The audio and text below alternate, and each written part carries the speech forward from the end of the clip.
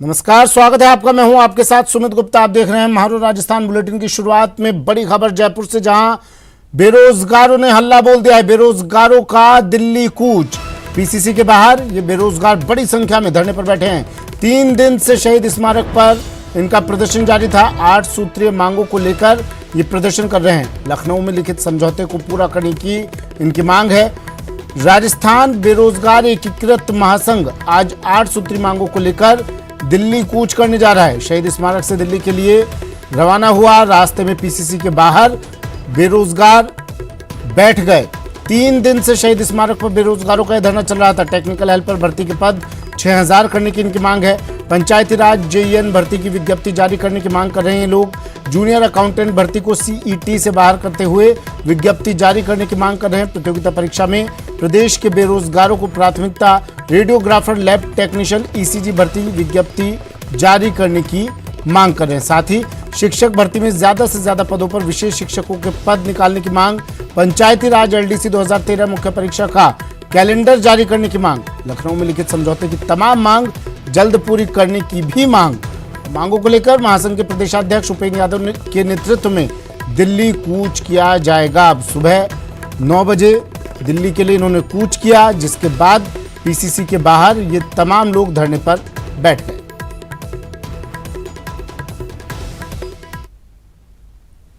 बेरोजगारों ने दिल्ली कूच कर लिया है। सरकार से नाराज बेरोजगार सरकार के मंत्रियों से और मुख्यमंत्री से मिलने के लिए दिल्ली के लिए रवाना हो चुके हैं। ये तस्वीरें आपको दिखा रहे राजधानी जयपुर की, जहां से जो बेरोजगार हैं वो लगातार आंदोलन कर रहे थे। इन्हें पुलिस रोकने की कोशिश कर रही है, लेकिन ये बेरोजगार रुकने के लिए तैयार नहीं है। इन बेरोजगारों को पुलिस कोशिश कर रही है रोकने की। बेरोजगार रुकने के लिए बिल्कुल भी तैयार नहीं है। तमाम लोग सरकार से मिलना चाहते हैं और ये लगातार भाग रहे हैं। यहाँ पर इन्होंने जो है मेन मुख्य मार्ग पर जो सड़क पर ही पुलिस ने रोका है, तो यहाँ पर धरने पर बैठ गए हैं। हम इनसे बात करने की कोशिश करते हैं किस तरह का धरना है, क्या मांगे, कहाँ दिल्ली जा रहे हैं आप लोग? बिल्कुल दिल्ली जा रहे हैं। पुलिस वाले परेशान कर रहे, रोक रहे हैं। पुलिस इन लोगों को रोक रही है, लेकिन ये तमाम लोग दिल्ली जा रहे हैं। आपको नजारा दिख रहा है कि तमाम लोगों को पुलिस लगातार रोकने की कोशिश कर रही है, लेकिन ये लोग मानने के लिए अब तैयार नहीं है। ये बेरोजगारों का कहना है कि सिर से ऊपर तक पानी आ चुका है। ऐसे में अब उनके पास सहारा ही है कि जहां सरकार है वहीं वो जाएं और उनके पास जाकर के अपनी बात सुनाएं, उन्हें याद दिलाएं उनका वादा कि तुमने जो वादा किया था वो वादा अब निभाने का वक्त आ गया है, क्योंकि अब चुनाव सर पर आ गया है। और इसी वादे को याद दिलाने के लिए ये सारे बेरोजगार जो है वो दिल्ली के लिए कूच किए हुए हैं और इन्हें पुलिस लगातार रोकने की कोशिश कर रही है, मगर ये लोग रुकने के लिए तैयार नहीं है। कैमरा पर्सन यासीन के साथ लवली वधवा, न्यूज 18 जयपुर। कोई बात ही करने के लिए तैयार नहीं है, फोन उठाने के लिए तैयार नहीं है।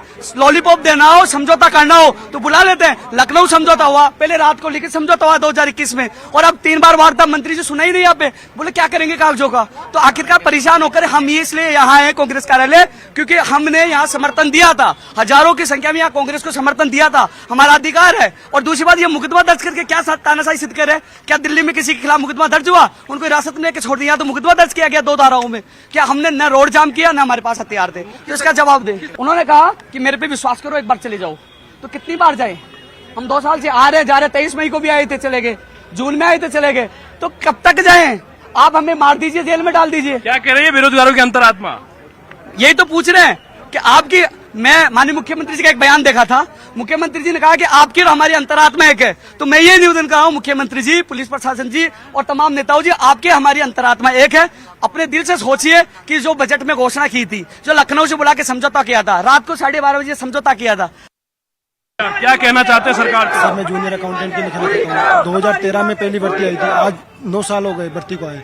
फिर भी आज उसको विज्ञप्ति डाले 9 जनवरी में आ गई थी, फिर भी ये सितंबर में डाल दिए थे। उसके हिसाब से हम कोचिंगें ज्वाइन कर ली थी, कमरे रूम ले लिए थे उस हिसाब से। फिर लेकिन अभी पता चला 23 मई को अभी उसको सीएटी में डाल दिया गया है। तो इससे क्या है, बहुत फायदा आई है, तो ये संघर्ष किया है। सर, हम सरकार से कहना चाहते हैं, हम रेडियोग्राफर, लैब टेक्नीशियन वैकेंसी की विज्ञप्ति के लिए आए हैं।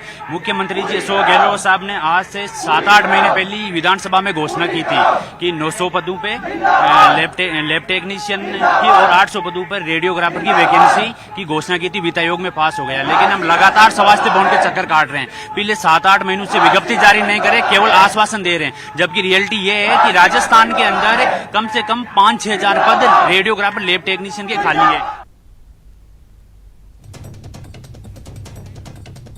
लवली मेरे सहयोगी हमारे साथ सीधा जुड़ गए हैं जहां पर ये लोग प्रदर्शन कर रहे हैं। लवली, अब क्या वहां पर क्या तस्वीरें वहां से ये लोग दिल्ली कूच के लिए निकले, पीसीसी के बाहर धरने पर बैठे, क्या अभी भी ये लोग वहीं डटे हुए हैं? बातचीत हुई इनसे कुछ?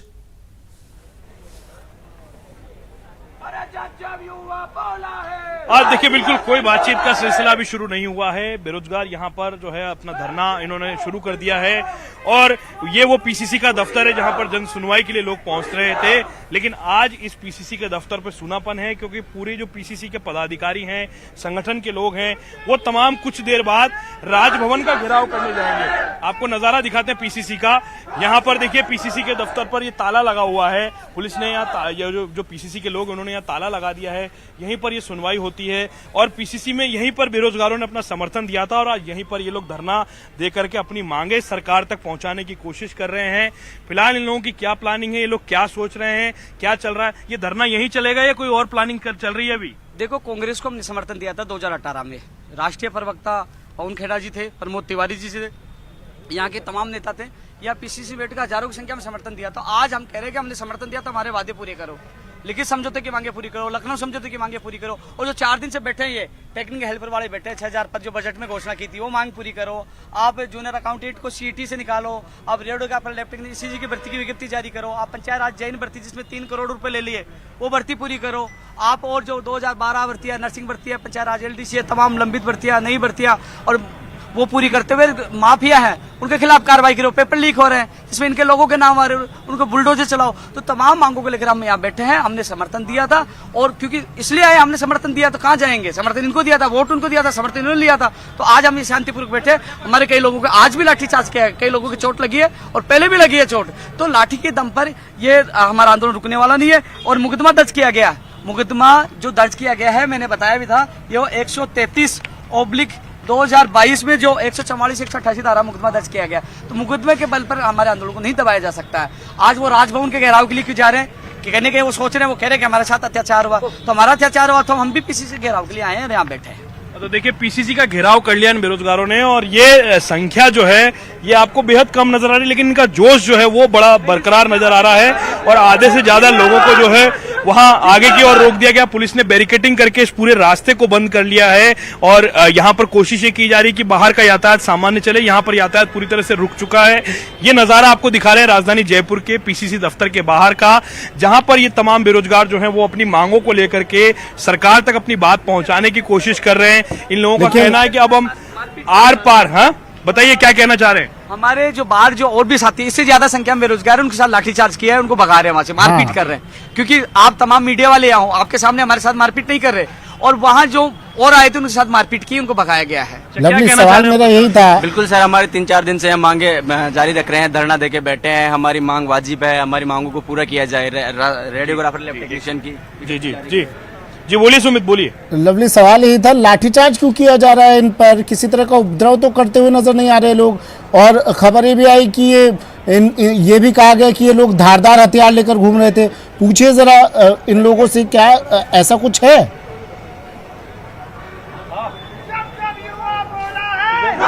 पूछ लेते हैं सर, धारदार हथियार लेकर के कब आप लोग निकले थे मैदान में जब मुकदमा दर्ज हुआ है?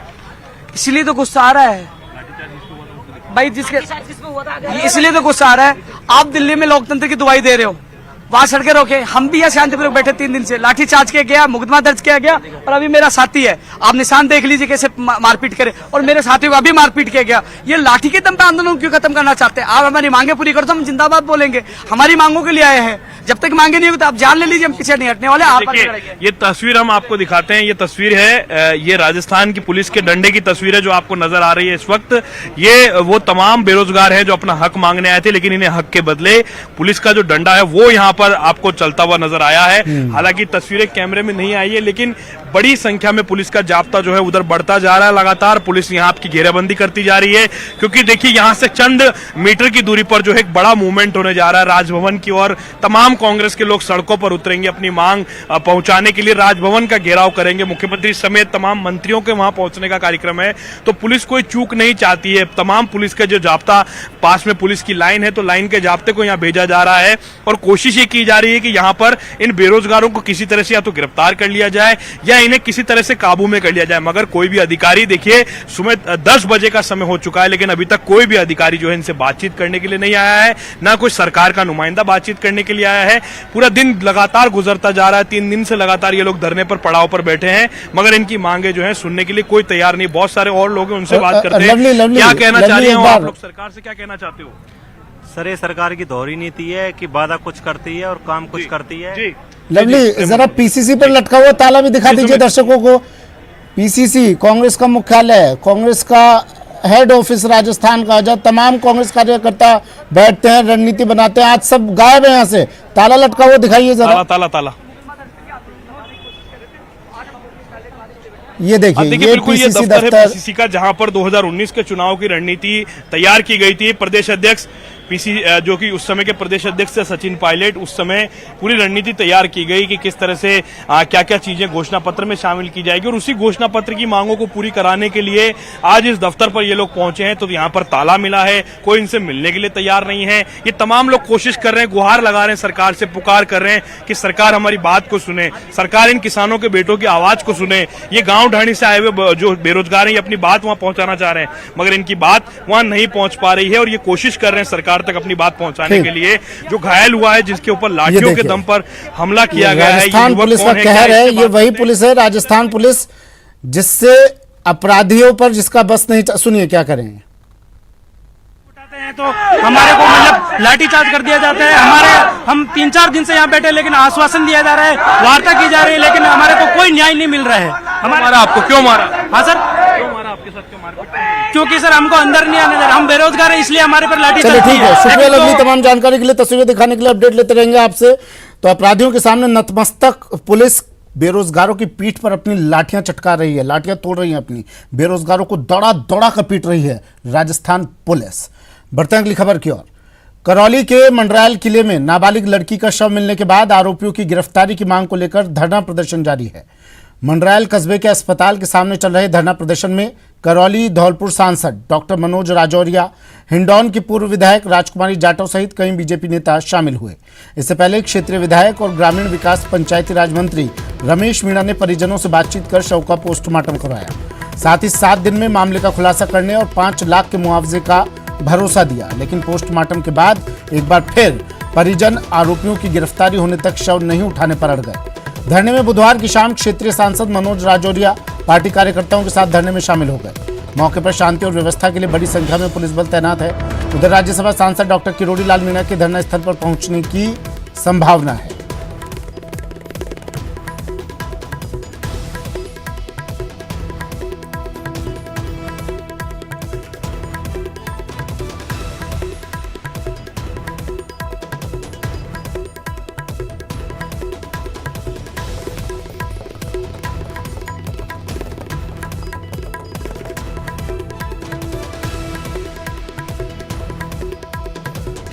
धर्मेंद्र मेरे सहयोगी हमारे साथ फोन लाइन पर जुड़ गए हैं। धर्मेंद्र, किरोड़ी लाल मीणा के पहुंचने की भी संभावना जताई जा रही है, यहाँ पर अपडेट क्या है यहाँ पर इस पूरे मामले पर आपके पास?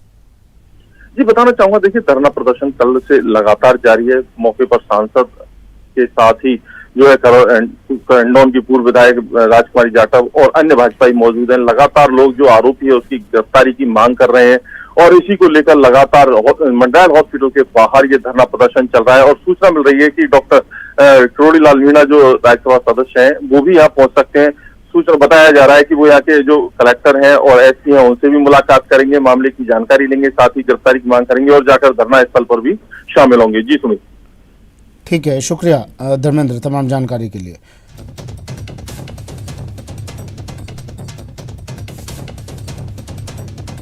करौली से खबर है, करौली के मंडरायल में नाबालिग लड़की का शव मिलने के बाद आरोपियों की गिरफ्तारी की मांग को लेकर ये धरना प्रदर्शन किया जा रहा है। नाबालिग का शव मिला था, मंडरायल चिकित्सालय के बाहर ये धरना प्रदर्शन चल रहा है।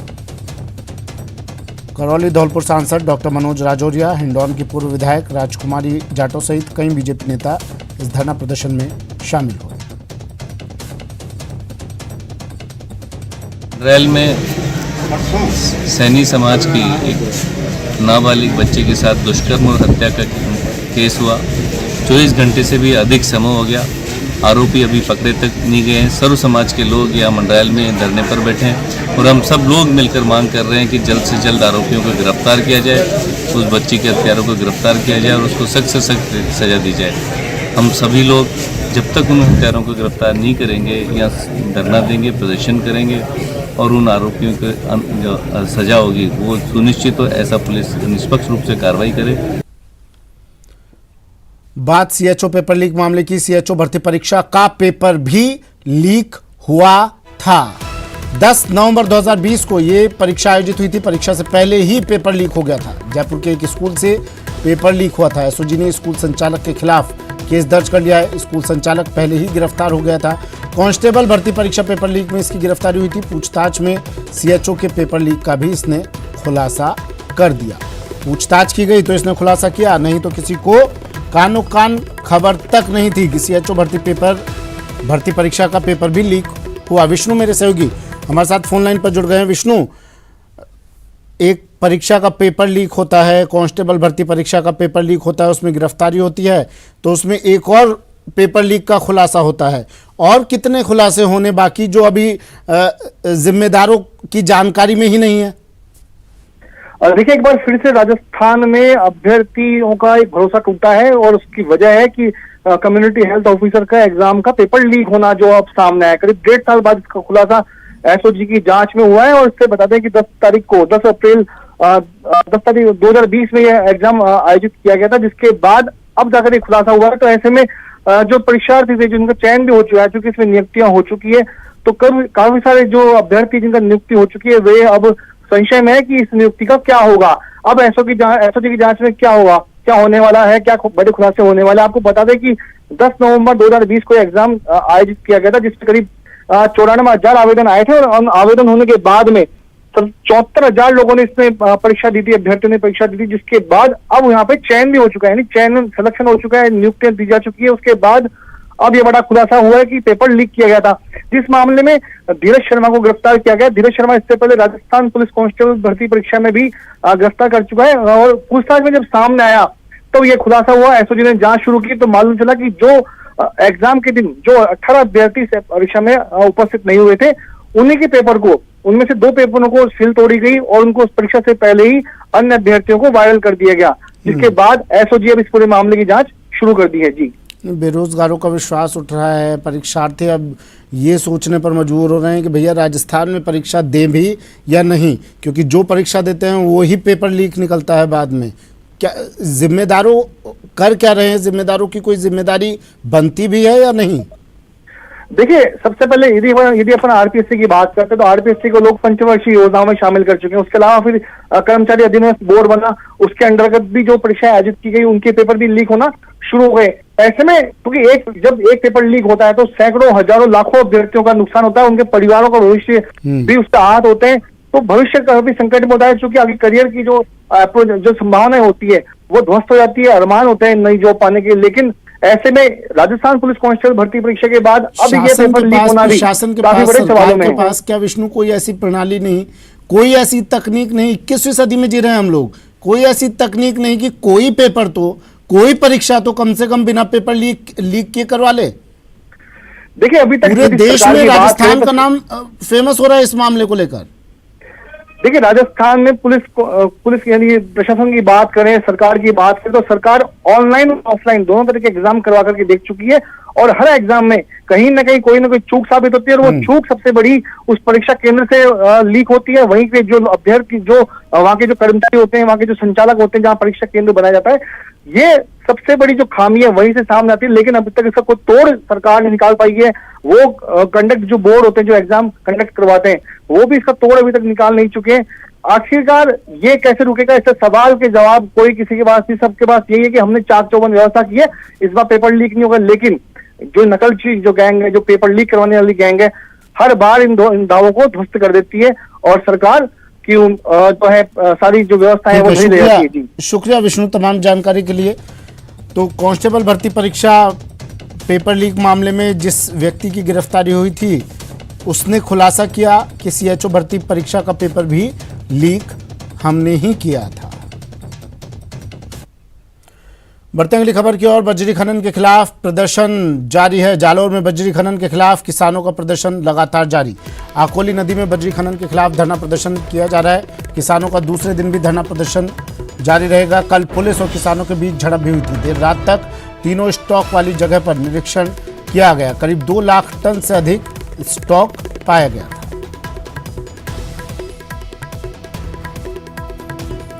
बजरी खनन के खिलाफ प्रदर्शन। जालौर में बजरी खनन के खिलाफ किसानों का प्रदर्शन। आकोली नदी में बजरी खनन के खिलाफ ये प्रदर्शन किया जा रहा है। दूसरे दिन धरना प्रदर्शन जारी रहेगा।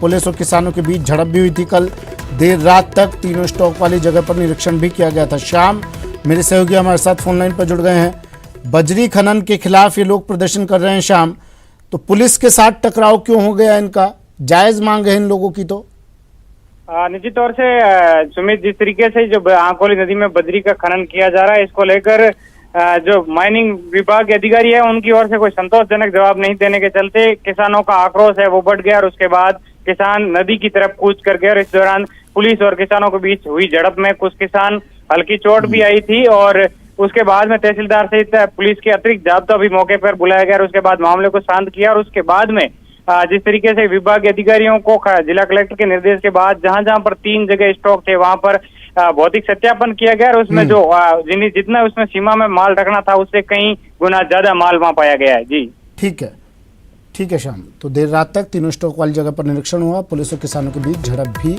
हुई। 2 लाख टन से अधिक स्टॉक यहाँ पाया गया। वहीं बीजेपी का जन आक्रोश आंदोलन भी। जालौर में बीजेपी का विशाल जन आक्रोश आंदोलन। 5वें दिन भी धरना प्रदर्शन जारी। महिलाएं मटकियां फोड़कर विरोध प्रदर्शन करेंगी। मूलभूत सुविधाओं को लेकर ये प्रदर्शन किया जा रहा है। शाम जुड़े हैं हमारे साथ। शाम, मूलभूत सुविधाएं, बिजली, पानी, सड़क, इनको लेकर राजस्थान में जगह जगह धरने प्रदर्शन किए जा रहे हैं। मतलब राजस्थान अब राजस्थान नहीं, धरना स्थान बन गया है।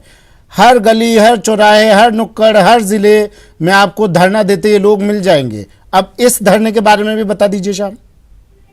निश्चित तौर से सुमित, जिस तरीके से प्रदेश के अंदर धरना प्रदर्शन का दौर है वो लगातार पिछले 2 सालों से जारी है। ऐसे में ये जो जालौर के भीनमाल में भारतीय जनता पार्टी की ओर से जालौर जिले की मूलभूत सुविधाओं को लेकर धरना प्रदर्शन किया जा रहा है। आज 5वां दिन है, लगातार धरना प्रदर्शन जारी है और इनकी एक ही मांग है कि नर्मदा का जो पानी है वो कब तक भीनमाल सहित 300 गांव ढाणियों को मिलेगा और उसके अलावा बदहाल सड़कों की नवीनीकरण को लेकर प्रदर्शन किया जा रहा है। लेकिन अभी तक एक बार विभाग के साथ वार्ता हुई है, वो पूरी तरीके से विफल हुई है और उसके बाद में अब लगातार भारतीय जनता पार्टी के बैनर तले ये विरोध प्रदर्शन अब उग्र होता जा रहा है। जैसे जैसे दिन बढ़ रहे हैं वैसे वैसे जो संख्या है वो भी बढ़ती जा रही है और जिले के अलग अलग उपखंड मुख्यालयों पर कल ज्ञापन भी सौंपे गए और उसके बाद आगामी रणनीति अभी तैयारी हो रही है कि आखिर इस तरीके का जो मूलभूत समस्याओं को लेकर धरना प्रदर्शन किया जा रहा है और इसको लेकर प्रशासन कितना गंभीर है, इन तमाम बातों को लेकर प्रदर्शन किया जा रहा है। जी ठीक है, शुक्रिया श्याम तमाम जानकारी के लिए।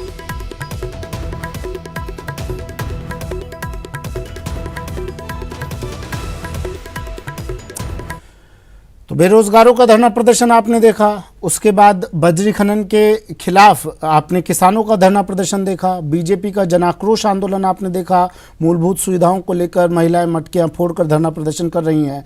जगह जगह धरना प्रदर्शनों के बीच एक और महापड़ाव, एक और प्रदर्शन की तस्वीर आपको दिखाते हैं। जयपुर से खबर है, जयपुर में बिजली इंजीनियर्स का अनिश्चितकालीन महापड़ाव जारी है। जूनियर इंजीनियर का 4थे दिन धरना जारी। वेतन विसंगति की मांग को लेकर ये लोग धरना दे रहे हैं। 5000 से ज्यादा जूनियर इंजीनियर से जुड़ा हुआ ये मामला है।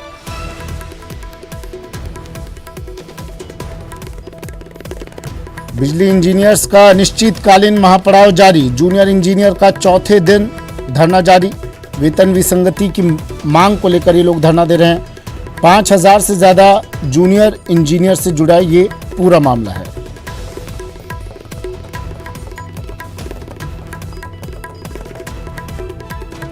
जयपुर में बिजली इंजीनियर्स का अनिश्चितकालीन महापड़ाव जारी। 4 दिन हो गए धरना देते हुए इन्हें। जूनियर इंजीनियर्स का चौथे दिन आज धरना जारी है। लवली वाधवा मेरे सहयोगी हमारे साथ जुड़ गए हैं। बिजली इंजीनियर्स का अनिश्चितकालीन महापड़ाव, लेकिन लवली सवाल ये कि किस की मांगे? अब तो 1.5 साल से कम का वक्त बचा है सरकार के पास।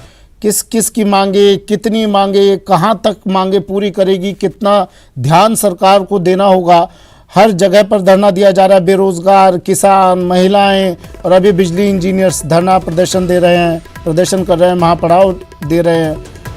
क्या इनकी मांगे हैं और क्या चाह रहे हैं सरकार से? देखिए सुमित, इनकी कोई नई मांग नहीं है। इनकी वही मांगे हैं जो सरकार ने इनसे वादे किए थे। कोऑर्डिनेशन कमेटी होती है बिजली विभाग के अंदर। इस कोऑर्डिनेशन कमेटी में जो एजेंडे रखे जाते हैं वो मंजूर होने के बाद में कर्मचारी के हित में, उपभोक्ताओं के हित में उसे लागू कर दिया जाता है। इन लोगों की केवल इतनी सी मांग है कि जो कोऑर्डिनेशन कमेटी के अंदर वेतन विसंगति और कैडर विसंगति को दूर करने के लिए जो एजेंडा रखा गया था, वो एजेंडा जब मंजूर हो गया तो उस एजेंडे को अमली जामा पहनाते हुए उसको लागू क्यों नहीं किया जा रहा। ये लोग ग्रेड पे की मांग और वेतन कैडर विसंगति की मांग को लेकर के ये लोग यही मांग कर रहे हैं कि जब जो कमेटी की मीटिंग होती है, जो उच्च स्तरीय कमेटी है, उसकी मीटिंग के अंदर के जो फैसले होते हैं वो सर्वोपरि माने जाते हैं, सरकार के स्तर पर उसे मंजूरी दी जाती है। तो क्यों मंजूरी को रोका गया है? फिर जब कमेटी की बैठक में इस एजेंडे को रखा गया तब जांच पड़ताल के बाद, गहन अध्ययन के बाद उसे रखा गया। इंजीनियर इसी मांग को, और बड़ी बात यह कि इंजीनियरों के जयपुर में आने की वजह से पूरे राजस्थान के जो बिजली विभाग के दफ्तर है वहां पर फील्ड के काम प्रभावित हो रहे हैं। जगह जगह जहां 1 दिन में और 1 घंटे में जो काम होना चाहिए वो 2-2 दिन और 4-4 दिन के अंदर नहीं हो पा रहा है। पिछले 4 दिनों से बिजली विभाग का जो कागजी कार्रवाई का जो काम है, जो जयन करता है, जो नए कनेक्शनों का काम है, जो जयन करता है, ये तमाम काम जो है पूरे राजस्थान के अंदर प्रभावित होते हुए नजर आ रहे हैं। और बड़ी तादाद में जो परेशान जयंस हैं वो लगातार जयपुर के जगतपुरा के अंदर जो है एक गार्डन में एकत्रित हुए में है। इनके पास विद्युत भवन पर पड़ाव इन लोगों के डाला था, लेकिन परमिशन नहीं थी, इन्हें यहाँ से शिफ्ट किया गया। अब जगतपुरा में इन्होंने एक गार्डन को जो है किराए पर लेकर के वहीं पर अपने महापड़ाव को शुरू कर दिया है। और जयपुर के अंदर पूरे प्रदेश भर का। ठीक है, शुक्रिया लवली तमाम जानकारी के लिए।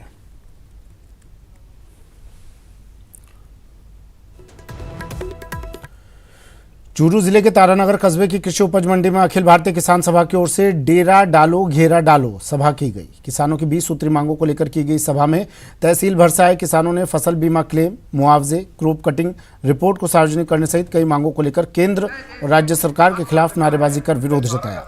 किसान सभा के राष्ट्रीय उपाध्यक्ष कामरेड अमराराम ने कहा कि किसान कई मुद्दों को लेकर 58 दिनों से धरने पर बैठे हैं, लेकिन केंद्र और राज्य सरकार और प्रशासन किसानों की मांगों को अनदेखा और अनसुना कर रही है, जिससे किसान सहन नहीं करेंगे। राज्य सरकार ने सत्ता आने पर किसानों की कर्ज माफी की बात कही, लेकिन वो आज तक पूरी नहीं हुई।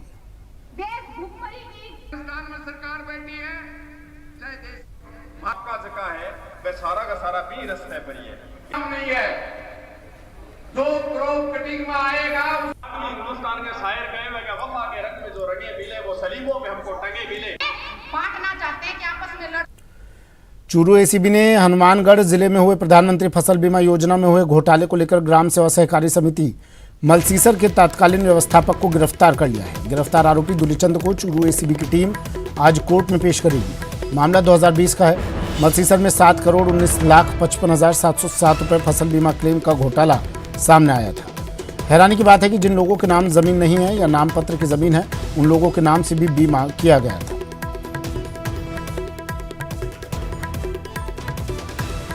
चूरू एसीबी ने हनुमानगढ़ जिले में हुए प्रधानमंत्री फसल बीमा योजना में घोटाले को लेकर ग्राम सेवा सहकारी समिति मलसीसर के तत्कालीन व्यवस्थापक को गिरफ्तार कर लिया है। एसीबी की टीम आज इसे कोर्ट में पेश करेगी। इसका नाम दुलीचंद बताया जा रहा है। मामला 2020 का है। मलसीसर में 7,19,55,000 रुपए फसल बीमा क्लेम का घोटाला सामने आया था। जिन लोगों के नाम जमीन नहीं है, नाम मात्र की जमीन है, उन लोगों के नाम से भी बीमा किया गया था। फसल बीमा क्लेम का घोटाला सामने आने के बाद ये कार्रवाई की गई।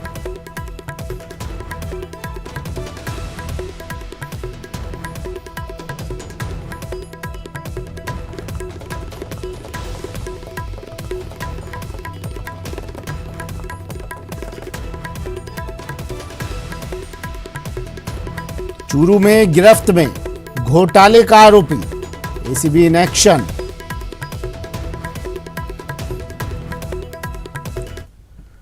बीकानेर के श्री डूंगरगढ़ में एक भीषण सड़क हादसे में 2 लोग जिंदा जल गए। हादसा नेशनल हाईवे 11 पर हुआ, जब बुधवार की रात 2 ट्रकों में आमने सामने की जोरदार टक्कर हो गई।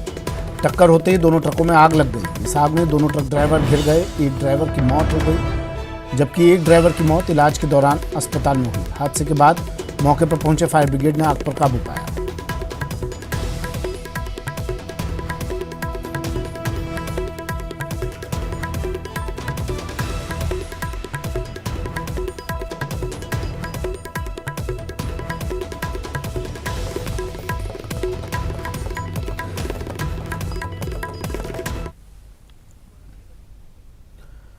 मारपीट के पुराने मामले में विधायक चंद्रकांता मेघवाल की ओर से पेश की गई अंतरिम जमानत अर्जी पर आज फिर से कोर्ट में सुनवाई होगी। हालांकि विधायक और उनके पति सहित अन्य लोगों से महावीर नगर थाना पुलिस पूछताछ और जांच पूरा कर चुकी है। वहीं जिला और सत्र न्यायालय ने विधायक चंद्रकांता मेघवाल की गिरफ्तारी पर 16 जून तक रोक लगा दी थी।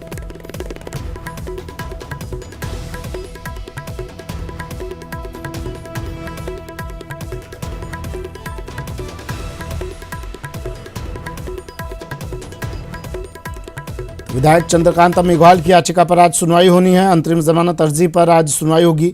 16 जून तक कोर्ट ने गिरफ्तारी पर रोक लगाई थी। 5 साल पुराना ये मारपीट का पूरा मामला है। विधायक और उनके पति सहित अन्य लोगों से महावीर नगर थाना पुलिस पूछताछ पूरी कर चुकी है, जांच पूरी कर चुकी है। जिला और सत्र न्यायालय ने चंद्रकांता मेघवाल की गिरफ्तारी पर 16 जून तक रोक लगाई थी और आज अंतरिम जमानत अर्जी पर फिर से कोर्ट में सुनवाई होगी। बड़ी खबर है, सैनी समाज के आंदोलन से जुड़ी, स्थगित कर दिया है सैनी समाज का आंदोलन। प्रशासन और आंदोलनकारियों के बीच सहमति बन गई है। 5वें दिन प्रशासन और आंदोलनकारियों के बीच सहमति बनी। मंत्री विश्वेंद्र सिंह धरना स्थल पर पहुंचे, आंदोलनकारियों से ज्ञापन लिया। अब सरकार को ज्ञापन सौंपेंगे। सैनी समाज ने हाईवे खोलने की घोषणा की। जयपुर आगरा नेशनल हाईवे को अब ये आंदोलनकारी खाली कर रहे हैं। दीपक मेरे सहयोगी भरतपुर से फोन लाइन पर जुड़ गए हैं। दीपक, अच्छी खबर है, राहत की खबर है, सैनी समाज ने आंदोलन स्थगित कर दिया है फिलहाल। देखिए, बिल्कुल सुमित, राहत की खबर है। लगातार 5 दिन से सैनी समाज का आरक्षण के लिए आंदोलन चल रहा था और ऐसे में अब प्रशासन और आंदोलनकारियों के बीच में वार्ता थी जो सफल हुई और उसके बाद कैबिनेट मंत्री विश्वेंद्र सिंह, जिनको राज्य सरकार द्वारा वार्ता के लिए अधिकृत किया गया था, वो आंदोलन स्थल पर पहुंचे और उन्होंने जो आंदोलनकारी थे उनको संबोधित किया और उन्होंने कहा कि मैं संदेश वाहक के रूप में आपका जो ज्ञापन है वो राज्य सरकार को सौंपूंगा और जो निर्णय होगा वो तो सरकार को लेना होगा, लेकिन मैं संदेश वाहक के रूप में, सरकार ने मुझे वार्ता के लिए अधिकृत किया है। तो वो मौके पर पहुंचे और उन्होंने, सैनी समाज ने उनका जो है भव्य यहाँ पर स्वागत भी किया और जोरदार उनका स्वागत किया गया। अब सैनी समाज द्वारा जो है हाईवे को जाम को खोलने की घोषणा है वो कर दी गई है। प्रशासन द्वारा जो है जाम को खुलवाया जा रहा है। जो टेंट वगैरह हाईवे पर लगे थे उनको भी हटाया जा रहा है और सैनी समाज का कहना है कि ये हमारी एक बड़ी जीत है। आरक्षण के लिए जो हमारी लड़ाई थी उसको जो ज्ञापन है वो सरकार के पास पहुंचेगा और सरकार उस पर विचार विमर्श करेगी। तो उनका कहना है कि जो पहली सीढ़ी थी उसकी शुरुआत हो गई है। अब जो कैबिनेट मंत्री विश्वेंद्र सिंह पहुंचे थे उन्होंने कहा कि उनका बहुत बहुत धन्यवाद सैनी समाज के लोगों ने दिया है, जिन्होंने उनकी जो ज्ञापन है उसको राज्य सरकार को लेने के लिए जो है सहमति दी। लगातार 5 दिन से ये जो आंदोलन है वो चल रहा था। प्रशासन लगातार वार्ता करने की कोशिश कर रहा था, लेकिन कहीं ना कहीं वार्ता जो थी वो विफल हो रही थी और अब एक आम जन के लिए राहत भरी खबर है कि इस आंदोलन जो है वो स्थगित हो गया है और हाईवे जो है वो खाली हो गया है। कैबिनेट मंत्री विश्वेंद्र सिंह ने उनका जो ज्ञापन है वो ले लिया है और लगातार जो सैनी समाज के लोग बैठे थे वो अपने अपने जो घरों के लिए है रवाना हो गए हैं। जी सुमित, ज्ञापन लिया गया है दीपक अभी, लेकिन अब सैनी समाज ने क्या डेडलाइन क्या दी है, क्या इनकी आगे की रणनीति रहेगी, क्योंकि अभी आश्वासन किसी तरह का नहीं मिला है, इन्हें सिर्फ ज्ञापन लिया गया है इनसे।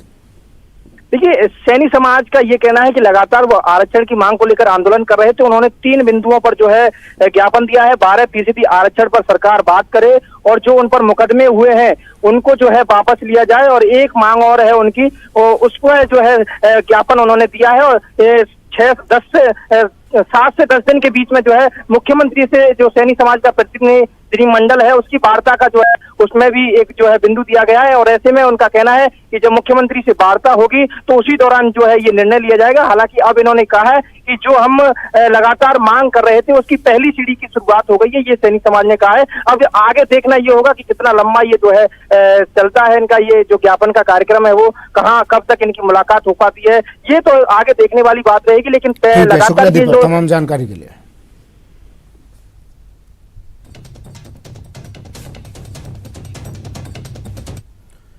चलिए, वक्त एक ब्रेक का है, जल्द हाजिर होंगे।